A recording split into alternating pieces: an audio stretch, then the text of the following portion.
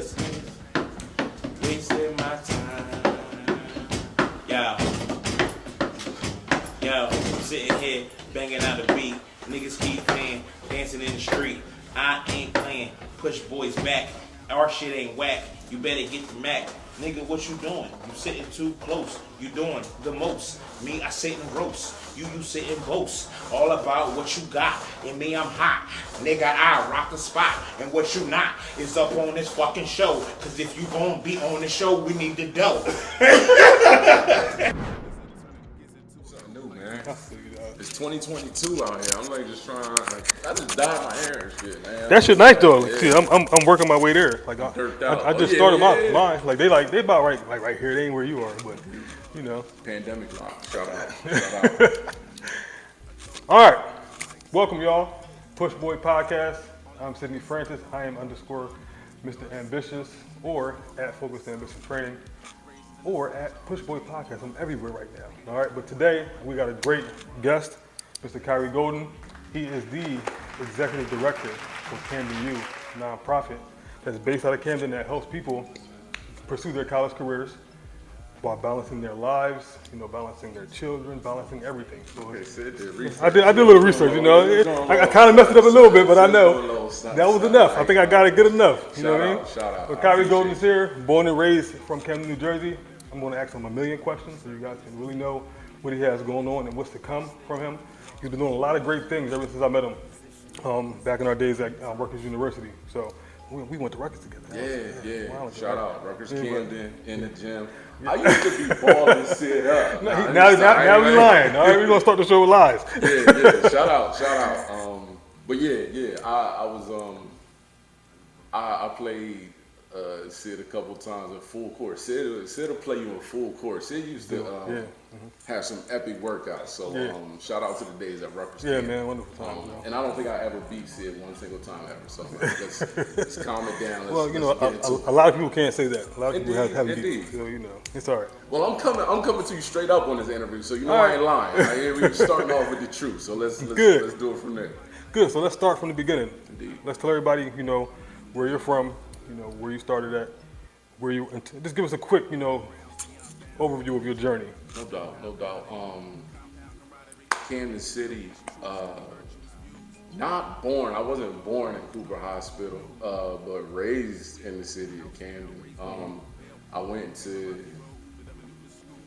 Dudley first, and then Forest Hills. I was a student in the CHIPS program. I was a student at Bonza. I love the city of Camden. I grew up in Whitman Park. Shout out to Pollock, whatever way you want to, whatever way you want to call it. Camden is my hometown, and it's the place that's defined me as a person. My mom moved my family out the city to keep me safe. Single mom, raising a young black man. I'm my older sister, so it's a decision that a lot of families and parents from the city of Camden make. This was back in the day before there was a lot of school choice, right? This is before charter schools and everything like that. So my mom didn't necessarily want me to be in like a larger school environment after coming from the CHIPS program, being a small environment, to go into Woodrow Wilson and Camden High. She thought I would get swallowed up. She was probably right. But there was no perfect solution to that. So my family moved out the city. Not necessarily anything unique about that, and I ended up going to Glassboro High School. It's a small, little, rich, white, affluent suburb, 30 minutes outside of Camden. That's where Rowan University is. And the first chance that I got to get out of that environment, I decided to go to Morehouse because I wanted to just envelop myself in blackness. I needed to have that cleansing. I wanted the equal and opposite journey of what it is that I had in Glassboro. And I found that for the most part in ATL, but didn't necessarily find what it is that I was looking for. I thought I was gonna go down there and feel an affirmation and a validity that I found out was already in me. It was one of those, you gotta be mature about things in life. And I thought that a label was gonna make me more me. I thought being a man of Morehouse and then a Morehouse man would like make me more me, or being a Kappa or an Alpha, or, you know, whatever it is would make me more of what it is that I thought I could or would or should be. But I went down and I found out I'm just me, right? And no matter what label that I stuck on it, I had to deal with this. I couldn't afford school. I was on a scholarship. Came back home, thugged it out, straight thugged it out, with no books. I felt like I was the only freshman at the school without a laptop, and this was in the 2000s. And I was like really like, you know, just rocked it out, borrowing books, you know, beg, borrowing, and still like doing the things that far too many college students have to do on college campuses. We can talk about food insecurity on college campuses and those types of barriers that prevent students from being able to accomplish their goal, but like we could say that for another time. I ended up back home. The first adult decision that I had to make after I, you know, made the very, very mature decision to leave Morehouse was to move back to Camden. This is when I was balling you up in the gym. I was just there. I was searching for something. I was like, you know, I was doing my 1s and 2s in the class. But I was looking for something. I was looking for like, I fooled myself into that same thing again. I was like, you know, I gotta find what it is that makes me me. I just so happened to stumble upon a little old charter school that happened to be down the street from Rutgers called Leap Academy, and I fell in love with it. My best friend worked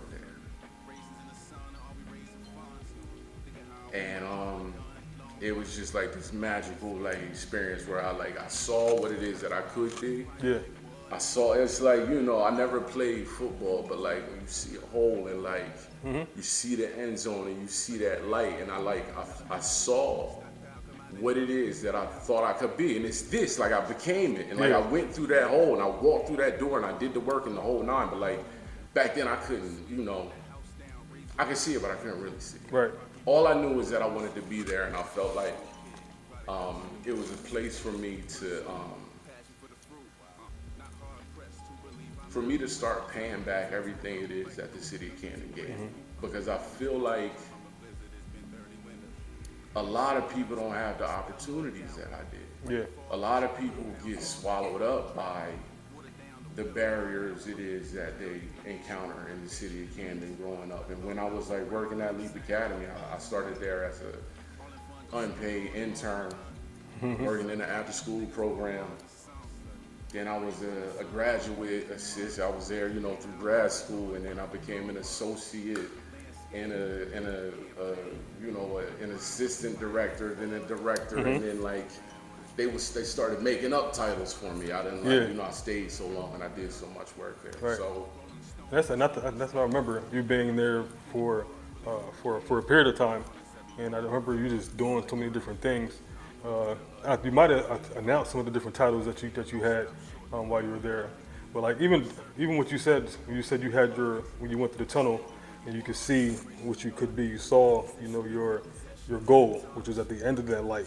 But a lot of times when we see that goal and we're going through that tunnel, we don't recognize what's on the side of the tunnel. And sometimes on the side of the tunnel is the challenges, the obstacles, you know, the barriers that could sometimes take you off that path. And, you know, how did you stay focused? Like, that's another one. How did you stay focused through all of that? Because I know you said you were at a period of like trying to find who you really are, which is who you are right now. How did you get to that point, and how did you stay focused? Hashtag media training. It does this. So like, I mean, I guess in that journey, Sid, and like,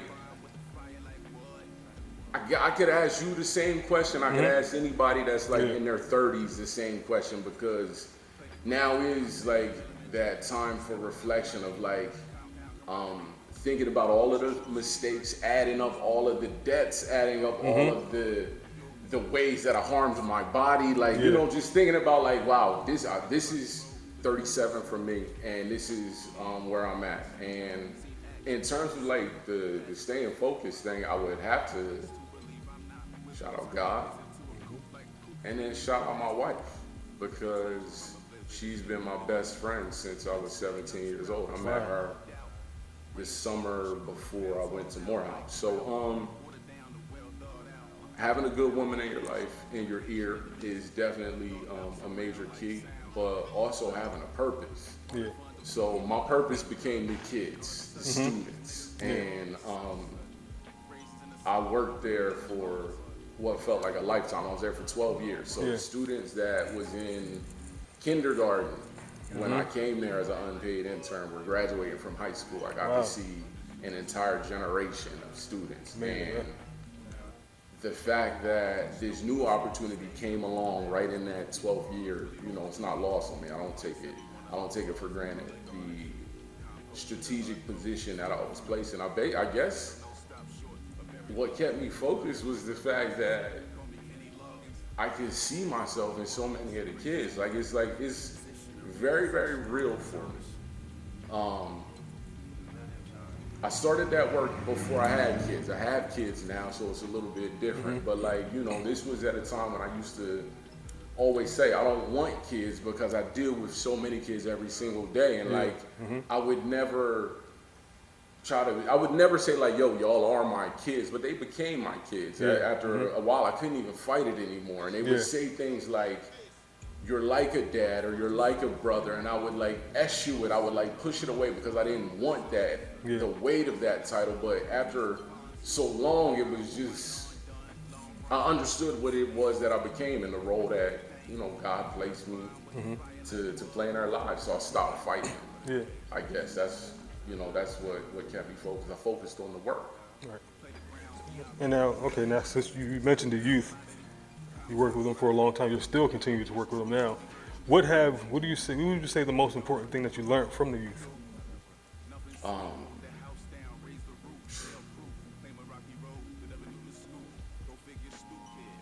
Don't assume anything. Don't assume that you know what they want. Just that, don't, if you to anybody that deals with kids, particularly teenagers, because younger, I know what younger kids want. Younger kids are fairly easy. They need to be loved, and that's it. And pay attention to and entertain and all that, and stimulate and all of that good stuff. But for the kids that I know that you're talking about, the ones that everybody in this world is concerned about reaching, making sure that they hear and understand those important lessons before they become me and you, right? Before they go on that journey of making those mistakes. I would say you just gotta be humble around kids and really, really listen to them. Yeah. Just really, really listen to them. The most important thing that I've learn from them is that nobody is unredeemable.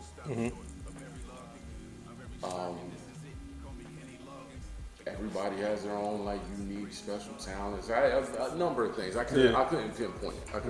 I appreciate the question. That's an excellent question. You make you think about it. Indeed. So let's go to the Camden U. Tell me about Camden U. Shout out Camden U. Camden U is my baby. This is, but not just mine, because I don't want, it's Camden U. Shout out Camden U, not Khary U.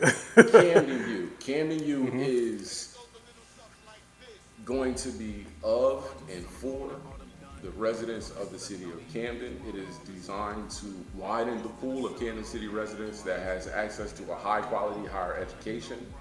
It is a program that is designed to meet people where they are, provide working adults with a leg up, a head start in the college process. Individuals can earn an associate's or bachelor's degree through Camden U. I have programs in business communications and healthcare management. We have a teacher pathway program for individuals that are looking to become a certified New Jersey teacher. So Camden U is it is it's been an epiphany in my life. Yeah. It is something that I did not ask for. I was not looking for another job. I was not looking for a new position or a way out. I was very, very resigned to working at Leap Academy for the rest of the, the time that I had to offer until I retired. Yeah. Working for Rutgers also, like being a part of the Rutgers family, that was a big deal. To get back on my feet after transferring from Morehouse, finding a job and a career, and then like staying there. It's, how Rutgers is. Like it is a family. Right. So like there was those two different things that I kind of walked away from. But Camden U is all of those things and more. It is the only virtual hybrid online college experience designed and dedicated specifically for working adults in the city of Camden. Beautiful. Shout out CamdenU.org. My email is Khary.Golden@CamdenU.org. I'm selling. Can you tell everybody? Hashtag media training. Give it all. Hashtag Give it all. branding and marketing. CamdenU.org is very easy to find. And yeah, that's how we rocking out right now. Okay. And now I know that you Camden U does a lot of amazing things, but I see that you also worked with another program, the Lucy Outreach program. Yeah. Shout out Lucy Outreach. Shout out Hope Works in Camden. Shout out all of the amazing nonprofits in the city of Camden. We've been just the small team that I have that has recently started. I'm gonna shout y'all out at some point. I don't want to do it right now, but I'm gonna definitely shout y'all out. My team, my amazing team that lifts me up. But we've been finding ways to partner. This whole experience has taught me about the power of people. I feel convicted, Sid. Like I'm not playing with you. When I walked in here, I should have been here.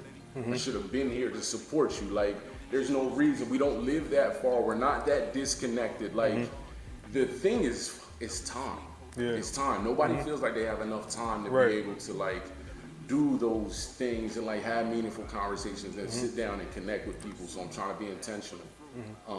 Shout out to you and everything it is that you built here. I've been watching it for so long and now I'm here. Thank you, bro.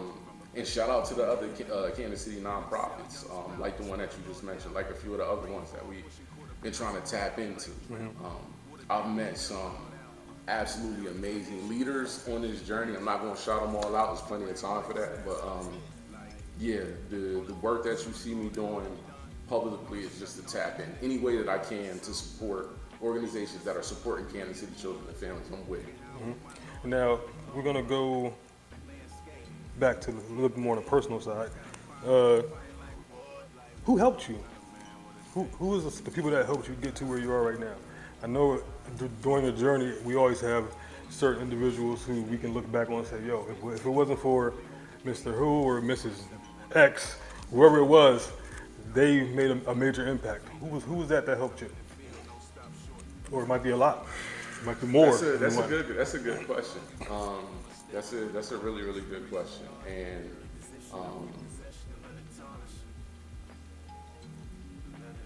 that's a really, really good question, Sid. I don't want to pinpoint any one person in particular just because I don't want to leave anybody out. I talked to you about my wife, my best friend, who's also an amazing educator in her own right. Shout out to her. She's out doing something dope in Philly somewhere, which is where it is that she was born and raised, and she's now dedicating her life to the people and the children in the same neighborhoods that she grew up in. So let me just give her the full iteration of her dopeness. So my wife, I gotta shout out my brother Randy Miller. He has been my spiritual advisor, so to speak. He wouldn't want me to. He probably doesn't want me to call him that, but he has helped me in my walk. He has been a peer and a mentor. He has been a brother, a friend, all of those things, and then like a partner, and like in just building. He's the person that I go to when I have a crazy idea, and he comes to me when he has his ideas, and we see what it is that we can do to build with each other. And then last but not least, my brother Paul Smith. Oh man, yeah. He was he showed me what it meant to have a heart for people. Yeah. And it's like, it's one thing to just love people, but to use your heart as a tool for people and what it is that like you're willing to do and endure to uplift other people. He was the model for that. Yeah. So, Paul Lewis Smith, let me give my brother the full iteration of his dopeness. Shout out to him, the whole Rutgers Camden family. You know, all of the dope professors. Shout out to Dean Muse. Shout out to you know, just like too many people to name. And I want to leave it right there because I don't understand it. All right, cool. And now I saw on at Camden U that you work with a couple colleges in specific, like you're partnered with a few colleges. What colleges are those? No doubt. I got a media hashtag media training. Sid thought I was playing games. Sid really thought I was playing games. You an XL, Sid? Now I'm a large, but I know you like more of a French fit. Yeah, you know, I trimmed off. I dropped some weight. I got it. So I had this medium in the tuck. I was going to bring you this medium, but I didn't want to do that. I want to show my muscles, so you know, like. Shout out Southern New Hampshire University. That is our primary partner. All right, we giving gifts. Oh, we doing this. Oh, well, we doing that. So you already knew. You already knew I had media training. Yeah, so you know I had one for him. Pushboy podcaster. He's here. He's been here. So now he gets the official one, the new one we just put out. So that's for you. This is large though. Let me get that before you take it back. You gave it to me. Shout out, it's mine now. Yeah, man, Southern New Hampshire University. That is our primary partner. They are the degree granting institution. They are the institution through which Camden U coaches Camden City residents to get their 2-year or 4-year degree. Nice. Southern New Hampshire University is located in Manchester, New Hampshire. They have a beautiful campus. God willing, we're going to be taking a bus load of Kansas City residents up to Manchester, New Hampshire for graduation in a couple of years so that they can celebrate throw their caps up in the air. Beautiful. Shout out Southern New Hampshire University. Shout out to Southern New Hampshire University. Shout out SNHU, Southern New Hampshire University. Very good. Stay repping. I'm going to have Sid repping. Sid I'm going to rock it. I'm going to rock it. I like it because you see, I already matched the pants I got on. I can't rock with Sid. I don't need Sid because Sid already got a degree. I can't do nothing with him. But you know, anybody that Sid knows, holla at Sid. Sid going to holla at me. I am thinking about getting my doctorate. There you go. We'll see. We'll talk about that. We'll talk about that. Okay. All right. So let's go back to. We're going to talk a little bit more about the influence that you received on your journey. So, what would you say was some of the best advice you received throughout the course of your journey? Probably just like something that I like told myself, or something that I like came upon myself, or like just realized through trial and error. Like I don't think there's no one particular piece of advice, or like I can't think of no Vince Lombardi speech that anybody gave me. Quiet as kept, and it's really, really terrible. I'm very, very motivated by people telling me that I can't do things. I had a teacher when I was at Glassboro that told me I wasn't. I'm not going to say what he told me verbatim, but he told me I wasn't college material.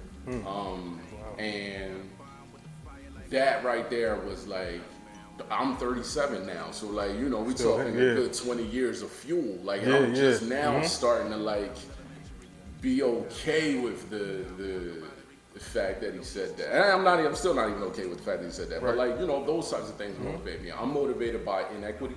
Yeah. I'm motivated by wanting to be what it is for the students that I worked with that I didn't have in my life. It was that I wasn't trying to be anybody. I was trying to fill a gap that I had. I just wanted somebody that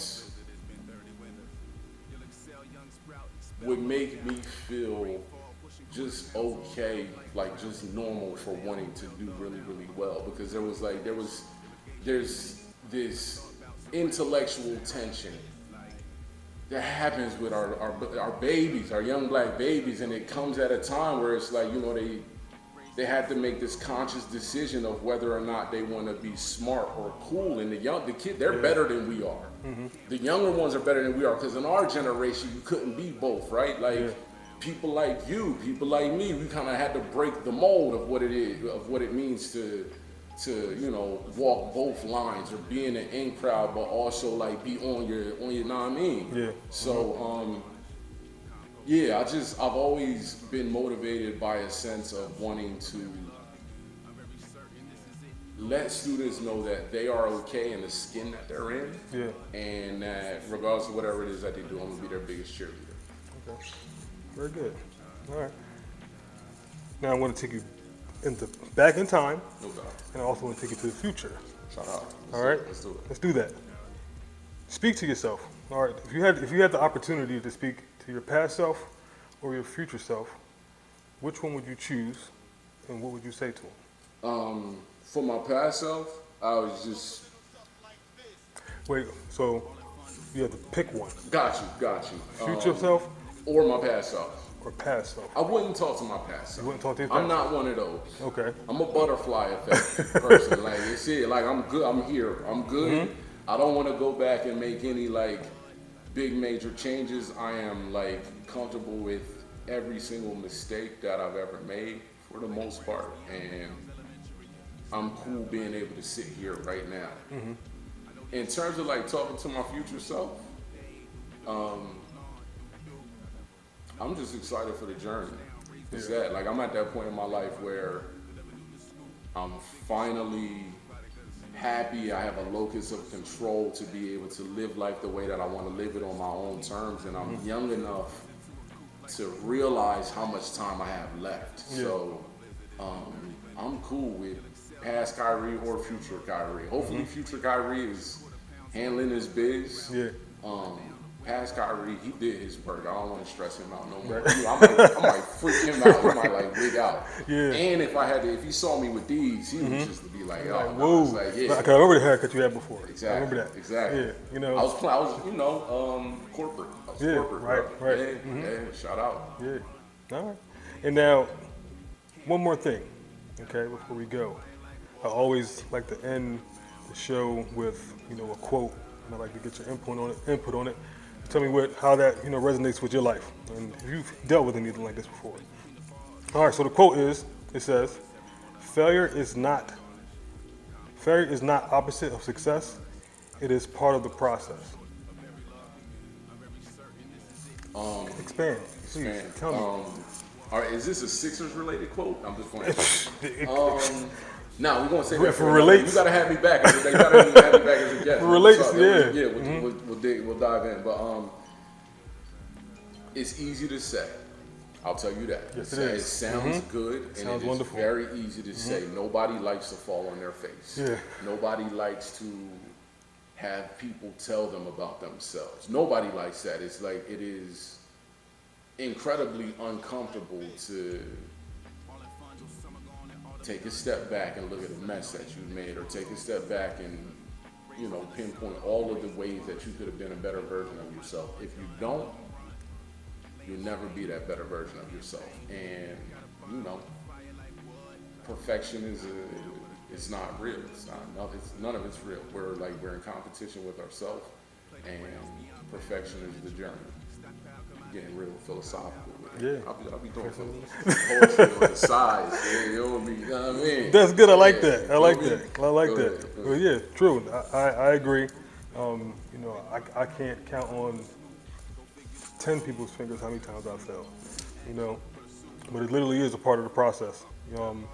It's something that people are afraid of.